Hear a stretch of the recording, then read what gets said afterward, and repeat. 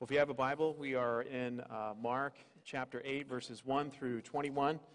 We are making our way through the book of Mark. We're really at the halfway point of the book, and been ably handled by Chris Durbin, our assistant pastor, for the last couple of Sundays. I'm thankful for his diligence in preaching, and it's good to be back after a couple of Sundays away, and back into the book of Mark, picking it right up where we leave off from last Sunday.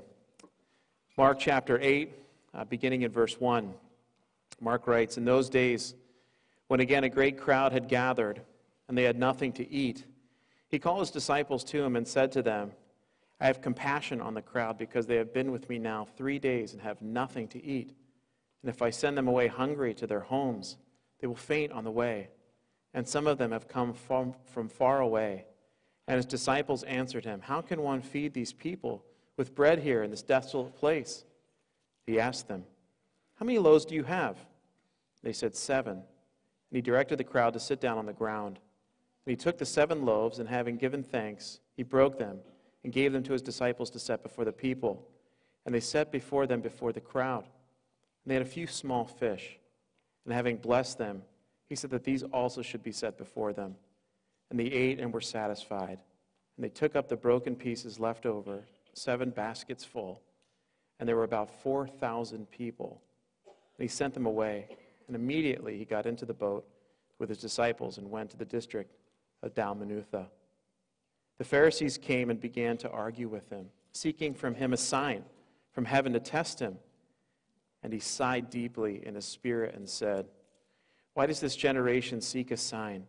Truly, I say to you, no sign will be given to this generation.' And he left them, got into the boat, and went to the other side. Now they had forgotten to bring bread, and they only had 1 loaf with them in the boat. And he cautioned them, saying, 'Watch out, beware of the leaven of the Pharisees and the leaven of Herod.' And they began discussing with one another the fact that they had no bread. And Jesus, aware of this, said to them, 'Why are you discussing the fact that you have no bread? Do you not yet perceive or understand? Are your hearts hardened?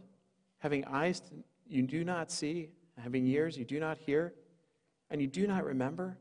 When I broke the 5 loaves for 5,000, how many baskets full of broken pieces did you take up?' They said to him, 12.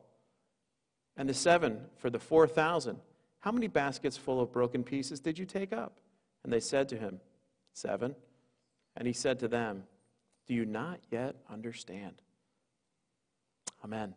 Amen. It's hard not to read the last part of that and not have just a twinge of frustration in your voice. But he does it with righteousness. So don't read into any of that kind of frustration, any kind of sin at all. But he's dealing with people who, like us, just don't seem to get the lesson the first time. And as we have gone through the book of Mark, what we've seen here is Jesus has a relationship to the physical elements of earth that is fundamentally different from the relationship that we have to the physical elements of earth. I was just thinking about that movie, Bend It Like Beckham. It came out a number of years ago. The movie's about the former soccer star David Beckham and how he could kick a soccer ball with such a curve that it was almost miraculous the way he could kick a ball into the goal. Now, when I kick a soccer ball, it usually goes straight and not very far. When David kicks it, it goes really far and takes really crazy curves, and he can do something with that thing that most people cannot do. He has a different relationship to that physical thing than we do. And when you think about Jesus, as we start to get into the miracles, some people will say, I just can't get with the fact that somehow he's able to produce all this food out of so little, that kind of miracle. It just seems like a fable, maybe a fairy tale. Scott, that's great for you and your little church service. But, for those of us here in the real world, we could not possibly believe that. Now, we've started really from back in Mark chapter 1, verse 1, with the grounding of the fact that Jesus has come as the Son of God, which puts him in a fundamentally different category than you and I. Meaning that he relates to the physical elements of the earth differently than you and I do. And as we think about that, it's important to see that starting point. Because this morning, Maybe as you've come and you're listening, you may not come from that same starting point. But I at least want to make sure that we understand that even if there's a disagreement on the nature of miracles, that we're starting at different places. And Mark is putting together his gospel so that we might see over and over and over again how Jesus is using the elements of the earth in order for us to understand that he truly is the Son of God. And so at this point in the gospel, in chapter 8, after 7 chapters move along, they've gotten lesson after lesson after lesson. And what they're coming to the realization of, or what Jesus is coming to the realization of, is they still aren't quite understanding everything. They're just not getting it. So he asked the question at the end of this little section, do you not yet understand? And the point is, I'm going to take care of every need you'd ever have. Do you not understand the point of that?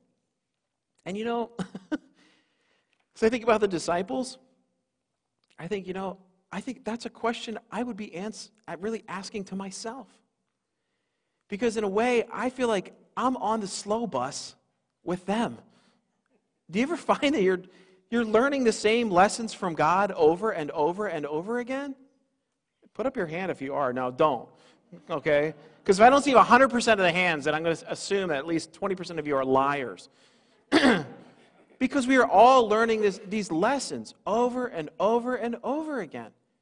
You get to the end of 2017, you look back on your year, you start to really think about the good and the bad. You get right into 2018, you think, oh, I have learned so much. You get right to the beginning, and there it is again. I missed it again. But God is coming back, and He's teaching us the same lessons. And maybe you're with me. You're on the slow bus a little bit. You're a little bit in the back, like with the disciples. We're bumping into each other, me and the disciples. Because as He's asking that question of them, He's asking it of me. He's asking it of you. Have you not yet come to understand that I am the greatest source of blessing in your life? I am and I always will be. Do you not yet understand that I will meet every need you'll ever have? And so He comes to the feeding of the 4,000 here. And if you're like me and the disciples, you get to see Jesus not once, but twice in the span of days feed the entirety of the Quicken Loans Arena from out of a Happy Meal box. It's that simple. So Jesus is going to do it again. He's going to repeat the lesson for the back of the bus, slow people like us. The first thing that we see, the feeding of the 4,000, that He is the Messiah that Isaiah wrote about, who will meet your most important need, which is to have true life. In Isaiah 55, 1 and 2, I read it at the beginning of the service. Actually, I read 10 and 11, but 1 and 2 begins Isaiah 55, and I want to read that for you because I think this is what's in the minds of people who grew up in a Judaistic kind of context. Isaiah 55, as he writes about the Messiah, he says, "Come, everyone who thirsts, come to the waters, and he who has no money, come buy and eat. Listen diligently to me and eat what is good. Delight yourselves in rich food. Incline your ear to me and hear, that your soul may live." It's an invitation to come and feed. Later on in verse 7 comes the compassionate messianic deliverer who says, "Let the wicked forsake his way. Let him return to the Lord, that he may have compassion on him, and to our God, for He will abundantly pardon." And see, that's, when Jesus is feeding the 4,000 or the 5,000, or in reality, really the 15,000, we are seeing a lesson in the abundant grace of God, who doesn't just suspend the normal, natural order for a minute to pull off some kind of magic trick so that we might believe in Him, but rather what He is showing us is that He is restoring the fallen order of mankind as we who hunger every single day are reminded once again that we cannot meet every need that we have in our bodies. Our bodies will wither and die, and the only one who can help us, satisfy us, and meet every need is Jesus. He's the one who will come and abundantly pardon us in the same kind of super abundant way that He will feed 4,000 people from nothing more than a few loaves and some very small fish.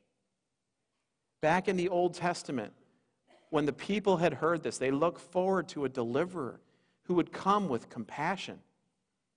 And so the disciples here are getting this lesson that's just being played right out there for them, but they're not really understanding it all. But it's become a backdrop. Jesus has come as the messianic deliverer. And so the story says, when again? When again? It gives us a clue that this feeding is different from the first one. This isn't just the same story told twice from two different angles. There's a smaller crowd size. It's a more diverse audience based on where they are, but it's a similar lesson that Jesus is going to feed his people with compassion. Not only people from a Jewish persuasion, but also Gentile one. The scene here is a little more dire in some ways than the first feeding. At this point, the people had come from all over, and they were camping out for 3 days. And you just have to think about this scene for just a second.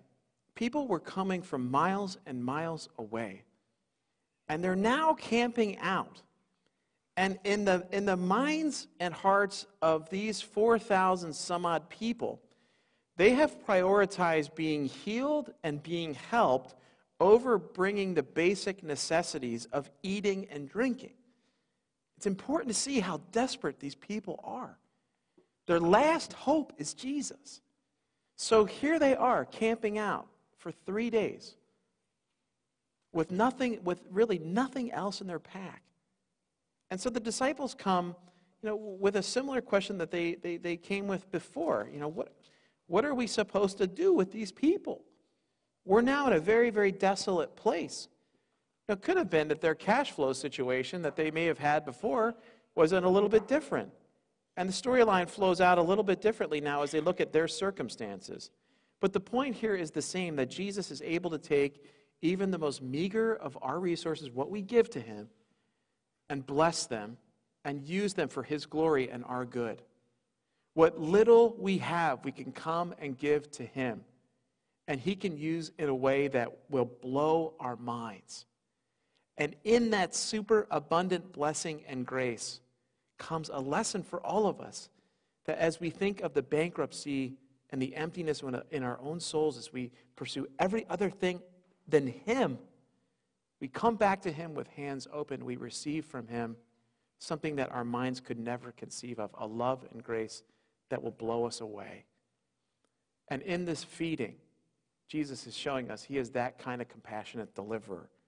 He will take us where we need to go. The lesson here is that Jesus takes our meager rations, and through his power, he feeds us. And you notice they have these questions. How can we do this? How do we pull this off? And the point is, you won't pull it off. In and of your own strength, it's impossible. Jesus asked the question, how many loaves do you have? 7. That's it? 700? Nope. 7. Anybody else? Got a couple small fish. Oh, largemouth bass. Tuna? Nope, just some guppies. Okay, we can work with that. Because with Christ, whatever little meager thing you bring to him, he is able to bless and work with. Those questions weren't a way of shaming the disciples, like, oh, there you go again, unplanned for a big event. It wasn't like that at all. It was just a way to make sure that we understand that our meager resources in his hands has just an unbelievable effect. But it's in his hands. There's no way there's going to be any mistaking that the disciples could not have done this on their own. You just couldn't mistake that. They had nothing. And so here again, Jesus shows how he is going to bless his people. And the Pharisees don't get it. And this is really kind of the second point now. As the disciples get the lesson, the Pharisees don't. Pharisees don't understand it. Verse 11, they're there somewhere, eating their bread, eating the fish. Like, I don't believe this guy. How do you like your bread? How do you like your fish? Well, they still want to come and argue. So they come and they began to argue with him, seeking from him a sign, because that one wasn't good enough. and from heaven to test him, and he sighed deeply in his spirit. See, the Pharisees here, as we move into kind of the second phase of this sermon this morning, the Pharisees, they have their own terms by which they approach Jesus. They have something they want from him. And it's not even, I'll believe when I get it. It's just, I want something from you, irregardless if I come to believe or not. Their unbelief has a devastating way about them. And to the Pharisees, what we're going to see here is that Jesus isn't some kind of magic show, some sort of proof giver, but he gives to them, pun intended, a foretaste of what is to come and what he has promised. That foretaste is going to come in the taste of bread. But they miss that lesson. The back of the slow bus also has some of the most intelligent people, some of the most righteous people. They miss the lesson too. They don't get the sign. They're asking for more. They're coming with a demand. They want to see something get fixed. They want to see something change. They want Jesus to kind of abracadabra, alakazam. Do something, Jesus. Knock our socks off here. You're the greatest showman, aren't you? No, that's not how it works at all. So Jesus here sighs deeply, a mixture, I think, of consternation and resignation when it comes to the unbelief of the Pharisees. He heaves a sigh toward this religious crowd. Jesus, he just gave you what you needed to see. A Messiah will come and satisfy you in a wonderfully compassionate way. That's the sign. That's the signal. That's the what's to come. It's now here. The Pharisees have this viral problem that which a lot of people in religious circles have. Deep down, it's an unbelief. It's a God where you say, I will only come to you on my terms. You need to be at my beck and call. You need to do something that impresses me if I am going to give you any of my time. And many, many people are in this category who believe in God, have a theistic worldview. God exists for the benefit of me, not in reverse. But when you read a story like this, and you see the fact that they are in a hungry, desolate, desperate place, you come to the realization that that is where your soul's posture must be if you're truly going to understand what Jesus has done for you. That's the kind of place you have to be in. But it's counterintuitive because people don't like to be in that place. But it's only in that place of utter desolation and desperateness where you can truly receive and submit to him who has said, I will satisfy your every need. I will tell you what your greatest need is, and I will meet it. And the Pharisees just couldn't get there. They'd rather have the magician. They'd rather have someone who would impress them into their supposed, maybe, belief. And when we were on a trip this past New Year's, we were on a layover in Las Vegas. It was a layover in Las Vegas, just in the airport, nothing more. And we were leaving Las Vegas, and I looked out the window, and I was just struck by the contrast of seeing the Mandalay Bay Hotel, where the mass murder took place back in October, against a giant sign that said David Copperfield. And I was struck by the contrast of one person who I would say deals in what is not real against what really happened back in early October, where we saw the devastation that comes from the depth of an utter depravity. And there is no way any sort of magic act is going to change the reality of what happened to the people there. And in the same way, Jesus is not going to come to give you some signs and some hocus pocus and alakazam in order to somehow get you and cajole you into thinking something better of him that you thought before. It doesn't work that way. He has come and given and done what he has done as a reminder to you and to those people there that the Messiah from the Old Testament that the prophets had prophesied about has come. Come and feed off of me is the point. We love the idea of a God who will be at our beck and call, who will just do what we need him to do. That's why I kind of agonize over saying he will meet our needs, because as soon as you say that, you think, well, I got a need, I got to get this paid, I got to do that, I got to go there, and what if he doesn't come through for me? You're wrong, Scott. He didn't meet my greatest need. He didn't follow through in what I needed. No, he redefines our needs. He tells us what we need. He shows us here that our soul care is our greatest need. Where we will be for eternity is the most important question in our lives. Where will we be? And so he doesn't come as a means of entertainment. He doesn't come to kind of prove himself to those who are waiting with their arms folded, looking at their watches.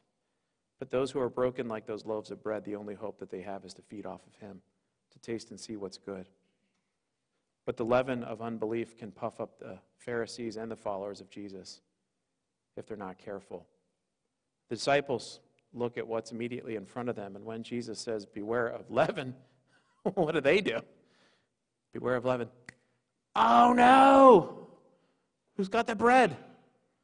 Whose turn was it on the doggy bags? Right? They're in the boat going, ah! And they're probably looking off the shore, and people are still eating. And they're rowing like, you idiots, whose turn was it this time? Here they are, back and forth, having discussion as Jesus is teaching them this incredibly important lesson about the leaven of unbelief that existed with the Pharisees, and all they're thinking about is bread. Hello, next stop from the slow bus, right? You laugh, because that's like you and me.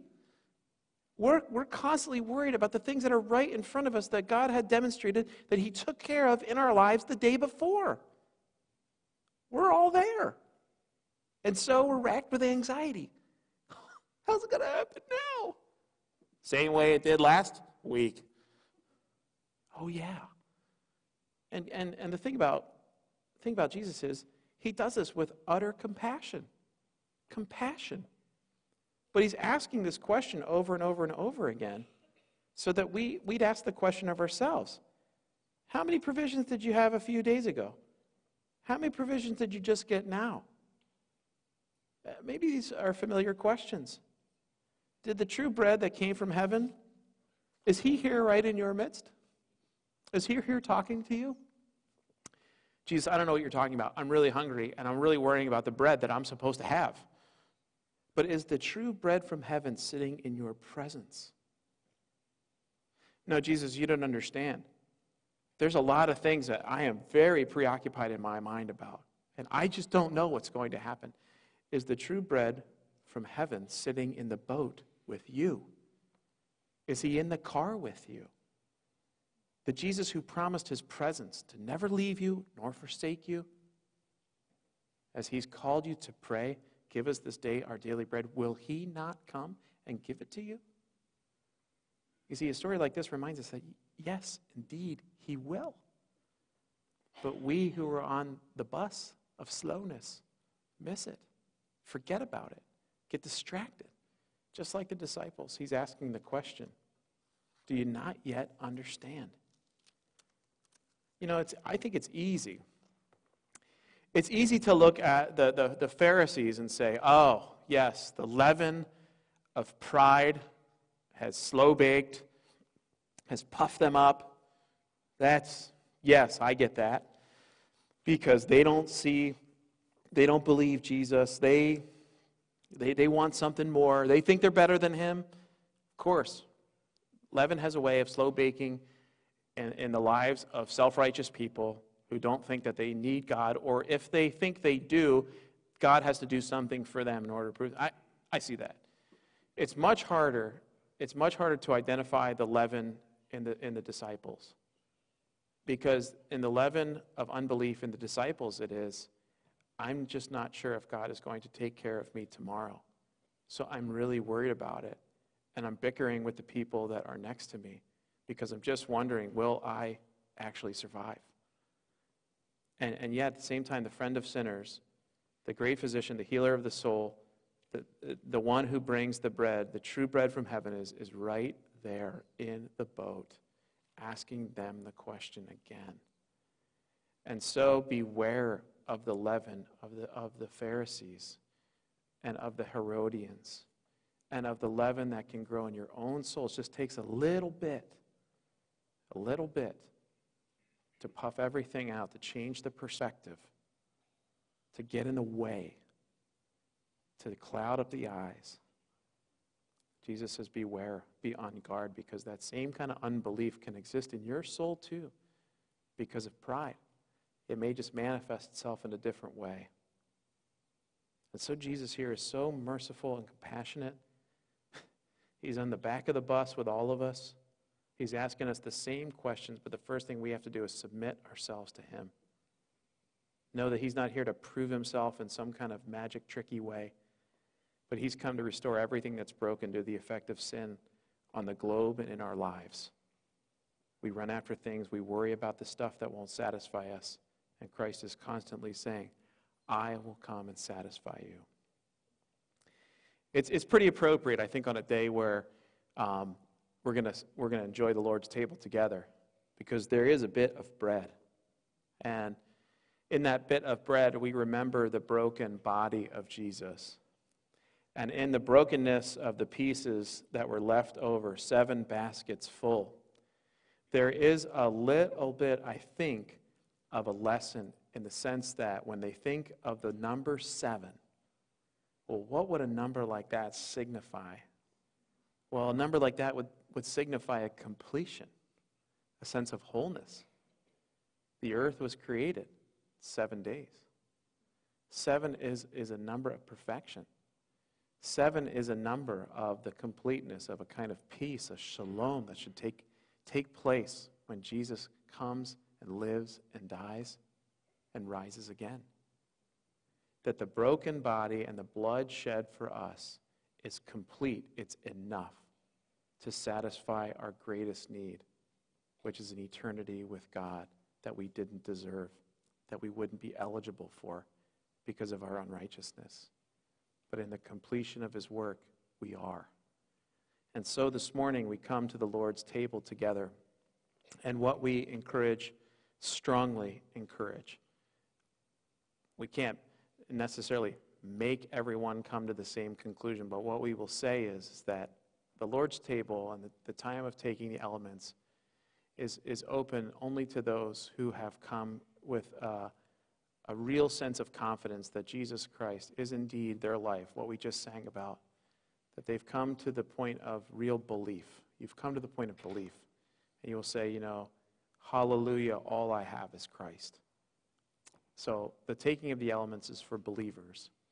If you lack that confidence, if you're sure you haven't, then I just want you to know that this is not a ritual that we all just kind of do, and it doesn't really matter what you do or don't do. It actually does matter.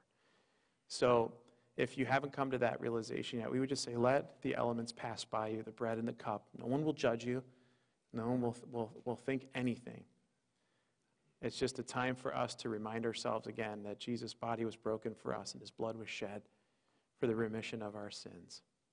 As we receive the bread together, what happens is we take the bread and eat it individually as a show of understanding that he has saved us as individuals. As we receive the cup, we wait till everyone receives the cup together, so that in the reception of the cup, we might drink together as a symbol of unity.